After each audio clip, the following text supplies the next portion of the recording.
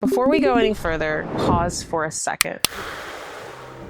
You've made it through 10 episodes, conversations about faith, mindset, discipline, and purpose. 10 moments where maybe, just maybe, something in you really started to shift. But let's be honest, we move so fast, we rarely stop to realize that God's already been moving. This episode isn't about learning. It's about looking back to see how far you've already come. When we started, we talked about self-image, about how your mind, like a thermostat, it will rise or fall to match what you believe about yourself. We learned that words frame your worth, that you can't speak like a victim and live like a victor. So stop right now and think, how has your self-image changed since episode 1? Do you see yourself as who you were or who God says you are? Because renewal doesn't happen when you feel different. It happens when you start to believe different. Then we talked about discipline. Discipline to control what you can and release what you can't. Discipline to wait well. Discipline to master emotions before they master you. Stoic philosophy calls it control of the mind, but scripture calls it fruit of the spirit, because peace, patience, and self-control, that's not personality, that's power. So ask yourself, have you been trying to control the outcomes or letting God control you? Because waiting, obeying, and enduring, that's where warriors are truly built. And yes, even the emotional one. And then we talked about influence. Not manipulation, not hustle, but positioning. You learned how to sell with integrity, how to negotiate without losing your soul, and how to stop hustling and start aligning. That is stewardship. That's kingdom leadership, because God doesn't need more influencers. He needs more impact makers. The Stoics called it mastery. Neuroscience calls it framing. The Bible calls it obedience. And when those three things align,